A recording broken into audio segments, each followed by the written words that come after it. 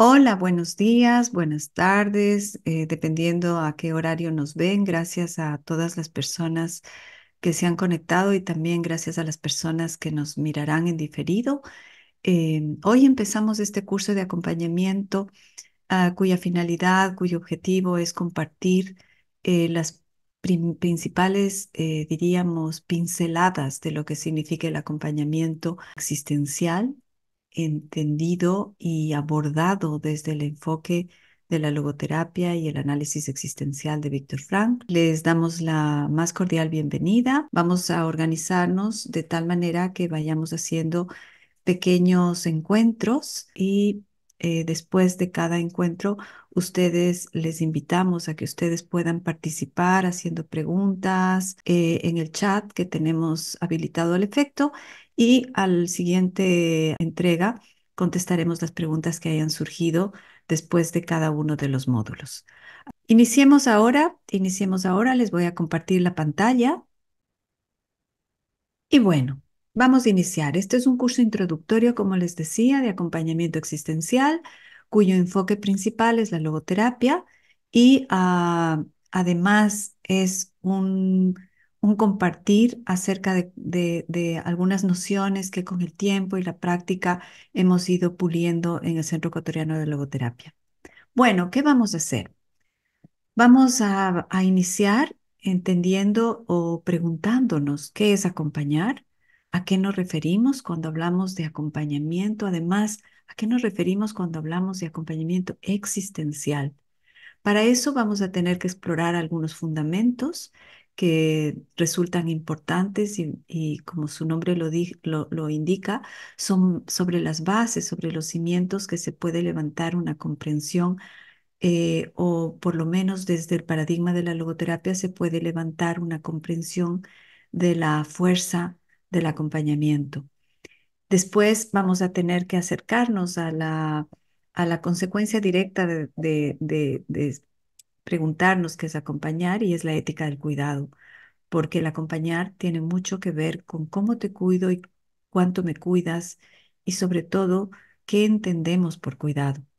Después pasaremos a conocer el sufrimiento, el dolor, apenas algunas nociones, evidentemente, las más importantes o las más relevantes que les pueden ayudar a todos ustedes a comprender o a captar esta oscuridad en la que a veces los seres humanos entramos, este desierto en el que a veces estamos muy sedientos de sentido, de entender para qué, de entender cómo salir de esto, etcétera, ¿no? Y al final vamos a hacer algunas recomendaciones prácticas, a pesar de que en todas las entregas vamos a entrar a lo práctico, a lo pragmático. De todas maneras, sí que es importante que hagamos algunas recomendaciones al final. Así que dicho esto, vamos a empezar. Bueno, ¿qué es acompañar? Bueno, me imagino que ustedes alguna vez se han sentido acompañados y alguna vez habrán acompañado a alguien. Esta palabra, este verbo, es un verbo transitivo. Eso quiere decir que se refiere a algo, se refiere a sale. No es un verbo que solo se quede en el yo, es un verbo que evoca un otro. Y cuando pensamos en el lenguaje, es muy bonito entender que el lenguaje viene con todas eh, estos contenidos en los que tenemos que a veces detenernos a pensar, porque a veces las palabras nos pasan y bueno, es una palabra y la entendemos, la usamos todo el tiempo de esa manera, pero claro, a veces es tremendamente importante que captemos de dónde viene la palabra.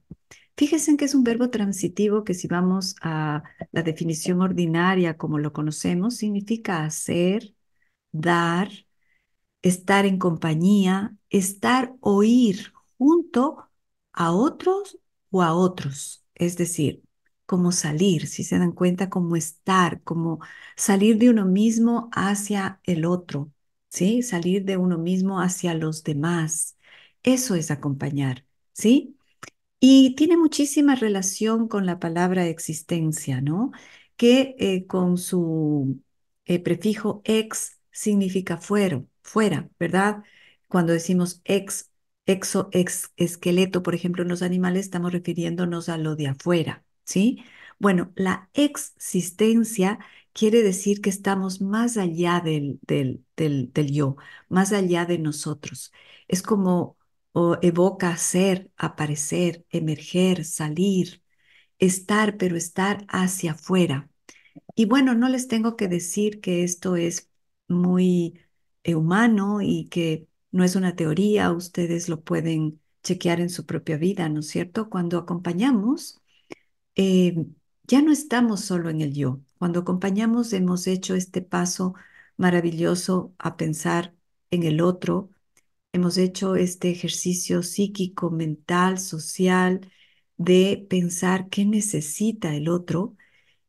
Nos ha conmovido la llamada del otro, sea porque está sufriendo, sea porque está pasando por un mal momento, sea simplemente porque está viviendo soledad o porque tiene alguna cualidad o alguna condición que nos despierta ese sentimiento tan misterioso pero tan maravilloso como es la compasión, que básicamente podríamos resumirlo en no puedo estar indiferente frente a tu llamado. Mirando tu rostro, mirando tu presencia, lo que me ocurre es que me conmuevo, me movilizas, me tocas el corazón.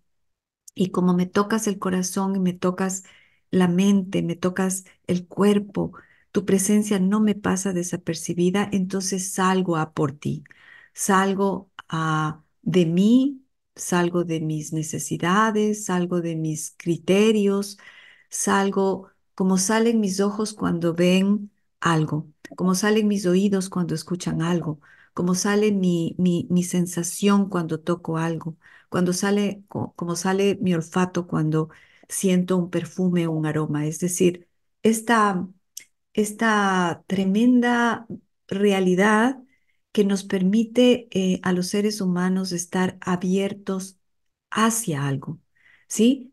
Que como vamos a ir viendo poco a poco en el trayecto de este curso, es es una cualidad propia del ser humano y es una cualidad tremendamente potente cuando se la entiende profundamente, porque esto de salir hacia afuera no nos convierte en individuos aislados ni en individuos egocéntricos, egoístas, hipercentrados, totalmente interesados solo en nosotros, sino que nos invita a pensar en cuán vulnerables somos. Y cuando pensamos en nuestra vulnerabilidad, claro que ya pensamos en la palabra acompañar. Cuando alguien sufre, cuando alguien está ante la vulnerabilidad, es decir, ante ese sentimiento tan humano, ¿no es cierto? Tan profundamente humano, que nos asemeja a todos y que no hay en el mundo una persona que pueda decir que no es vulnerable. Somos vulnerables, incluso nuestra piel es vulnerable, nuestro cuerpo, nos podemos caer, nos podemos golpear, eh, a pesar de que si chequeamos nuestra fisiología y nuestra anatomía, tenemos una un tremendo sistema de protección. Ese mismo sistema de protección también es tremendamente vulnerable.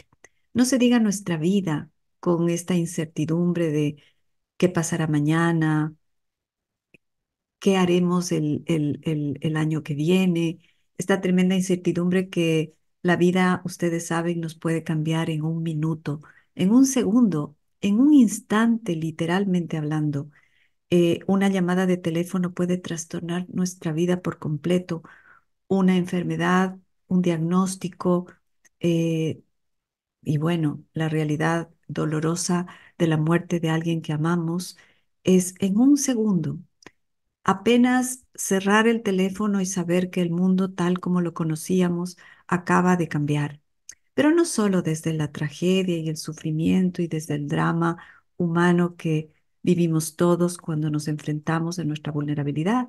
La vulnerabilidad también nos abre al asombro, nos abre a la belleza, nos abre a esa sensación de cuídame, me tengo que aprender a dejar cuidar, esa sensación que nos dice que somos seres hacia el mundo, que somos seres para el otro, eso que nos dice que somos seres inclinados a la empatía, inclinados a acompañarnos.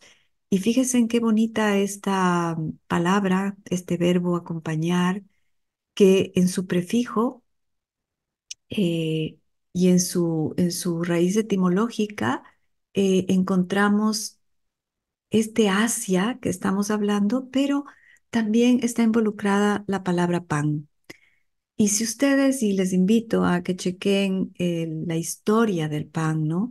Ustedes se van a encontrar con datos muy, muy interesantes, porque el pan en muchísimas culturas, desde el antiguo Egipto y claro, en la tradición judeocristiana, de alguna manera una de las orientaciones que recorre el pensamiento occidental, el pan tiene un simbolismo muy intenso, muy fuerte.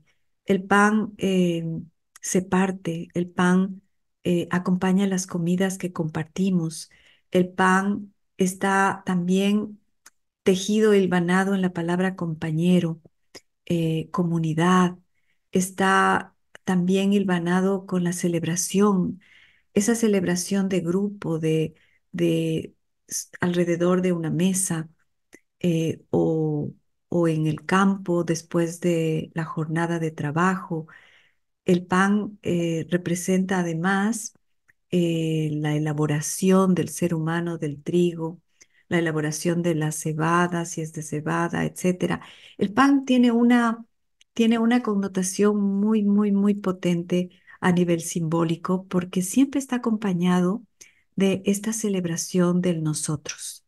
Y eso es un matiz muy intenso y muy profundo a la hora de acercarnos al término de acompañar, porque partir el pan, compartir el pan, reunirnos alrededor de la comida, significa una celebración del nosotros, no del yo egocéntrico, egoísta, hipercentrado, enfocado en sí mismo, enfocado en lo que le gusta, en lo que no le gusta, en lo que le es útil, en lo que no le es útil, evitando todo lo que le ponga en riesgo a o acorazado en sus ánimos de buscar seguridad o de sentirse superior al resto o de temer al resto, es decir, haber levantado murallas para que no le hagan daño. No, no estamos hablando de ese yo, no estamos hablando del yo asustado, no estamos hablando del yo atemorizado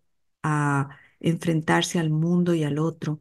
Estamos hablando del yo abierto, del yo que celebra en nosotros, del yo que no le asusta compartir con los demás, que no solo no le asusta, que celebra compartir. Es decir, estamos hablando de un verbo que tiene mucha historia, que tiene mucho que ver con lo común, que tiene mucho que ver con la comunidad, pero sobre todo tiene que ver con la fiesta de vivir en esta vida acompañados.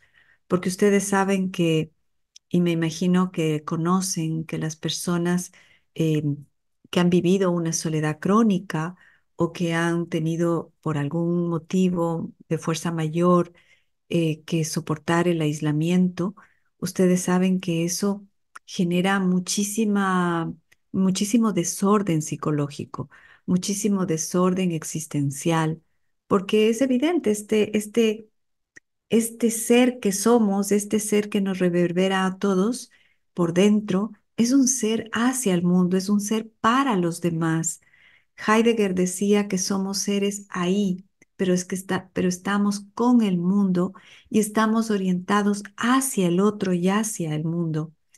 Los filósofos dialogales como Buber, Levinas y otros también nos han dicho lo mismo. Nos han dicho el ser humano está orientado a reconocer al otro, se diferencia con el otro, se da cuenta que ese otro le está interpelando también y le está diciendo, eres un tú para mí. Y ese tú y ese yo, vuelvo a decir, celebra el nosotros en este verbo acompañar. Así que este tú, este yo, este nosotros es el escenario de lo que vamos a llamar de ahora en adelante aquello que nos es común, porque en ese nosotros tenemos mucho en común. Piensen ustedes, por ejemplo, cuando han estado vulnerables, cuando han estado asustados, cuando han buscado ayuda, y entonces se van a dar cuenta que lo que querían era que alguien les cuide, que alguien esté con ustedes y que alguien les estime, les valore y sobre todo les pregunte, ¿qué necesitas de mí?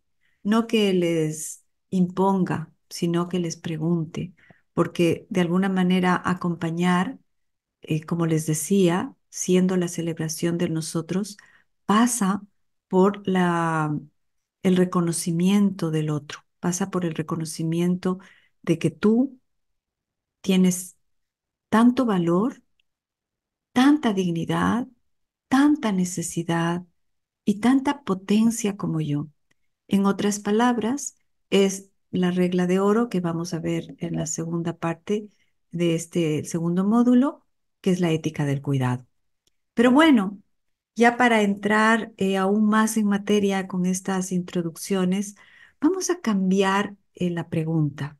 Y en vez de preguntarnos qué es acompañar, que de alguna manera nos lleva al mundo de las explicaciones y de la teoría, y ustedes saben, hay un físico que ya murió, que además tenía una enorme curiosidad por lo trascendente, uno de los primeros físicos cuánticos, David Bohm, que además estuvo muy entusiasmado y muy eh, involucrado con el filósofo hindú Jiddu Krishnamurti. Pues él decía, fíjese en algo muy interesante, tiene un libro en el que dice, en el universo hay dos órdenes. Hay un orden explicado, que la física lo explica y que la física teórica lo explica muchísimo, pero hay un orden implicado. Y entonces en el orden implicado la explicación ya es como muchísimo más potente para el ser humano en el sentido de que ya no es algo que está afuera, sino que en la existencia, es decir, cuando yo he salido a ese afuera me ha implicado también, es decir, no es que es un afuera aparte donde yo digo, yo no tengo nada que ver con eso, ¿no? La pobreza no tiene nada que ver conmigo, la violencia de las calles no tiene nada que ver conmigo, es decir, yo qué tengo que ver con eso. Pues claro, cuando tomamos en cuenta estas dos dimensiones, que propone David Bohm, es decir, el orden explicado y el orden implicado, ya es un poco complicado hacer esto. Es decir, ya no es una cuestión solo de explicar, es una cuestión de implicar. Y yo creo que para la psicoterapia, para la psicología, para el arte de acompañar, esto es una clave tremendamente importante, porque cuando estudiamos, por ejemplo, acompañamiento, cuando estudiamos psicoterapia, psicología, trabajo social, pedagogía o todas estas las ramas que cuida de cuidado al otro, en la medicina incluida evidentemente, nos podemos quedar enredados en la técnica, en de dónde proviene la técnica, nos podemos quedar enredados en el problema de la persona, pero ¿qué le pasa? ¿Pero por qué le pasa? ¿Cuál es la causa? Entonces leerme muchísimos libros sobre el qué le pasa, pero hemos olvidado lo más importante. ¿A quién le pasa? ¿A quién le ocurre?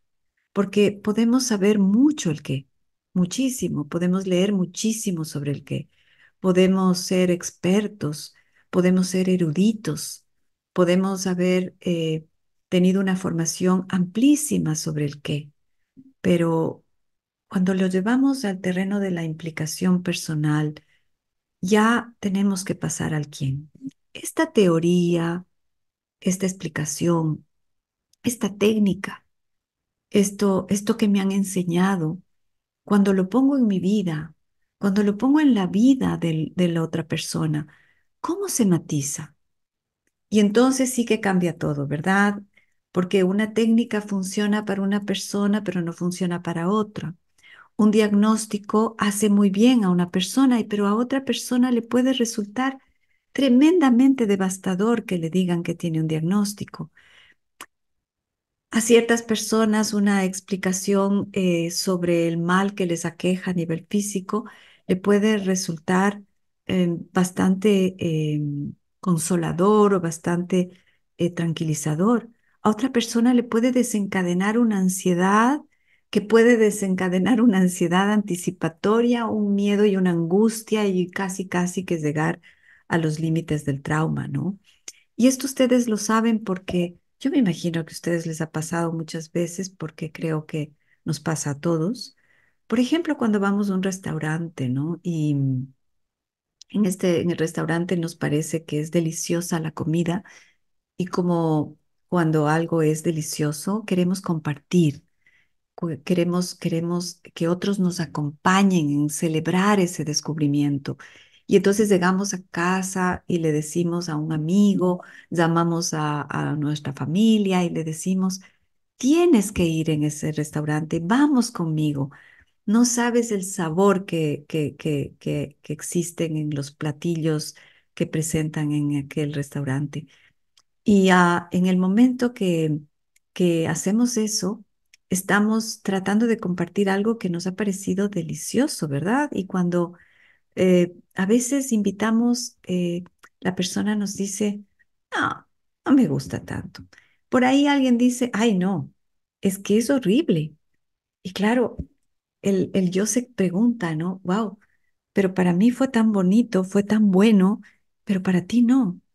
Claro, porque el otro es un ser que aunque existe, es decir, sale hacia ti y está dispuesto a escuchar tu sugerencia, también tiene sus propias historias, también tiene su biografía, tiene sus gustos, sus miedos, sus heridas, sus condicionamientos, sus lenguajes internos, sus códigos emocionales, sus bambalinas mentales, sus laberintos, sus dilemas. Es decir, el otro es como tú, el otro es como yo. Es decir, tiene tanta complejidad y por lo tanto, como un ser complejo, maravillosamente complejo, no complicado, maravillosamente complejo. Eso quiere decir con muchísima vida, con muchísimo matiz, con una singularidad increíble, porque no hay nadie en este mundo replicado.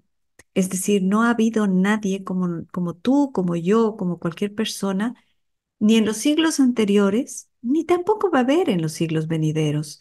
Así que ese tú, ese yo, que es tan único, tan singular, tan inédito, tan irrepetible, evidentemente que también tiene sus gustos. Entonces, cuando él va al restaurante y nos dice no me gustó, nos topamos con esa irrepetibilidad, con esa unicidad, con esa especificidad del otro.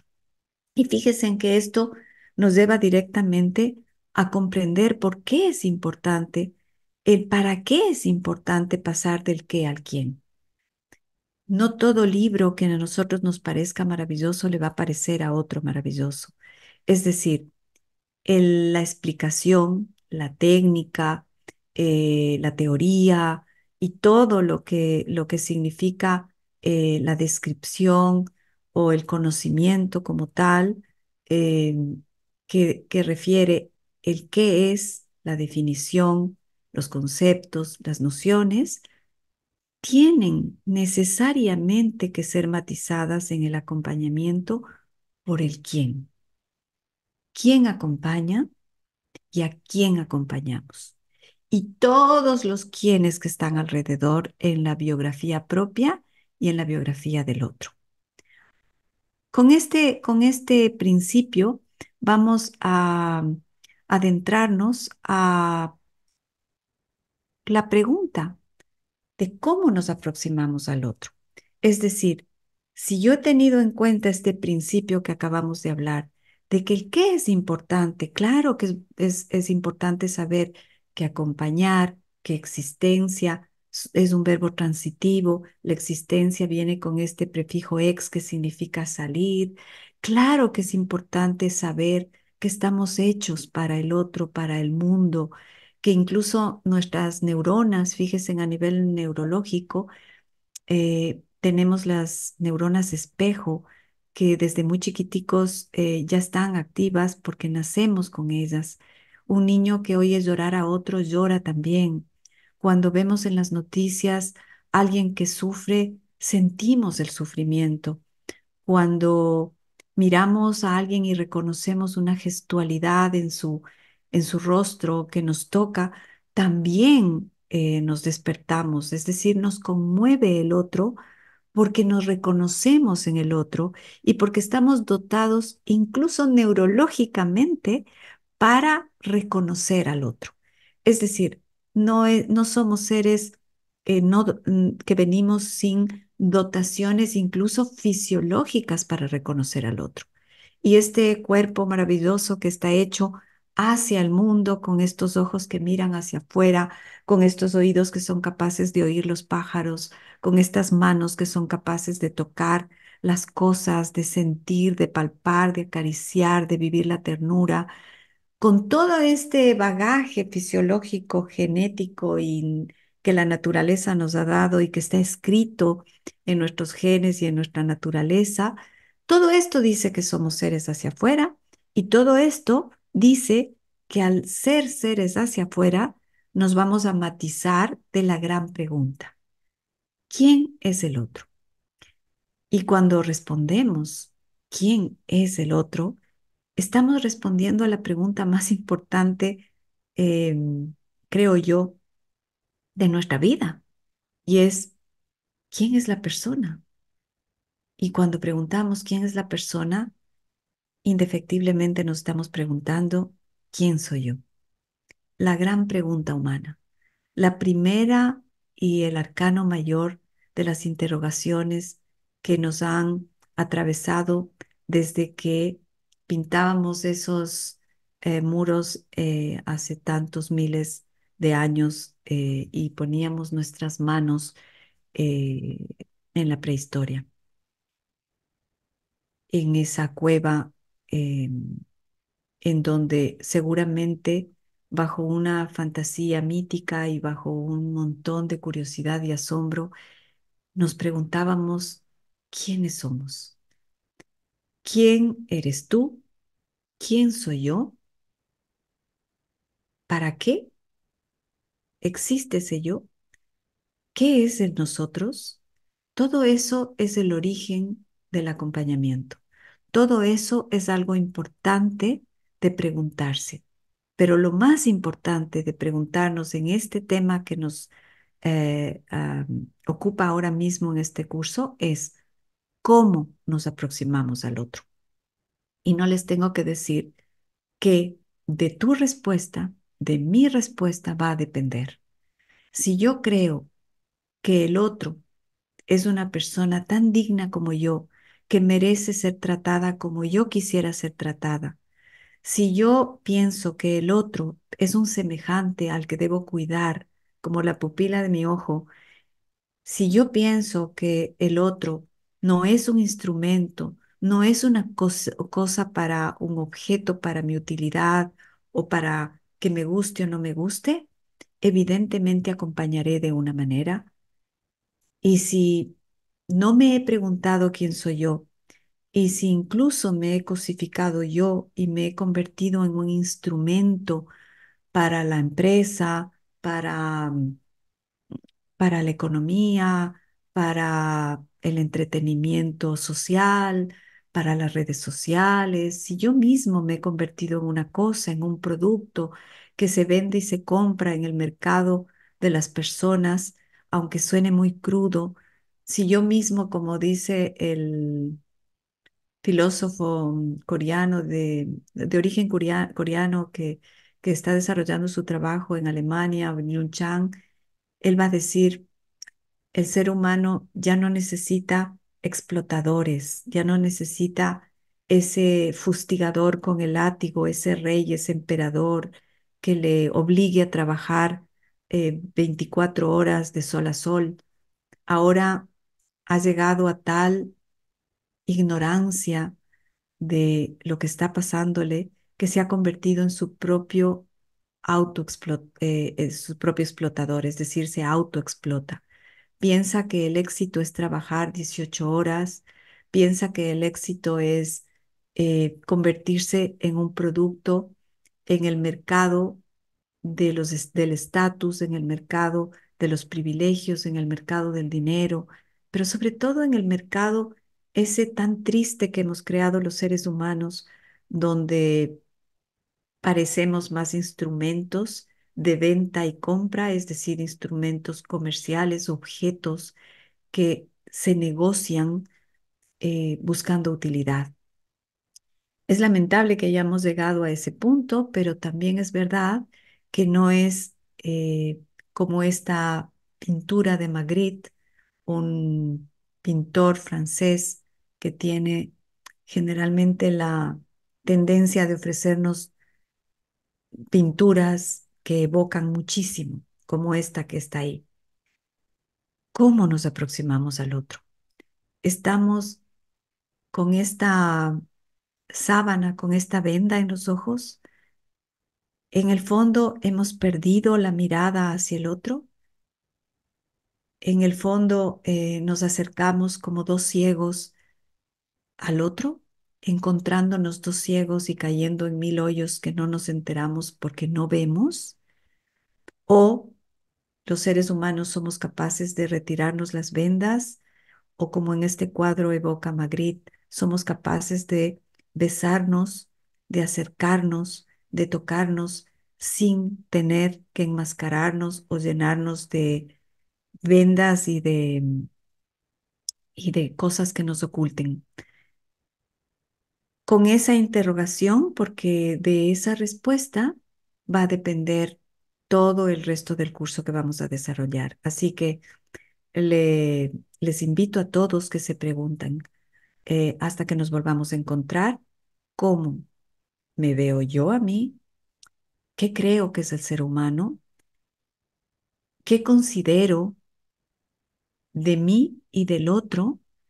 ¿Y cómo me aproximo al otro? ¿Reconozco la dignidad del otro? ¿Reconozco que todos tenemos dignidad, aunque nos falte alguna cosa que socialmente es considerada valiosa? Es decir, cuando no hemos entrado en el mercado del estatus o cuando no somos valorados en un mercado que aplaude ciertas cosas, cuando una persona no tiene todos esos adornos sociales que supuestamente le vuelven más persona, ¿cómo me aproximo a ese otro? Con esta pregunta les dejo y nos vemos la próxima ocasión y gracias por acompañarnos en este primer encuentro. Nos vemos en el próximo. Chao, chao.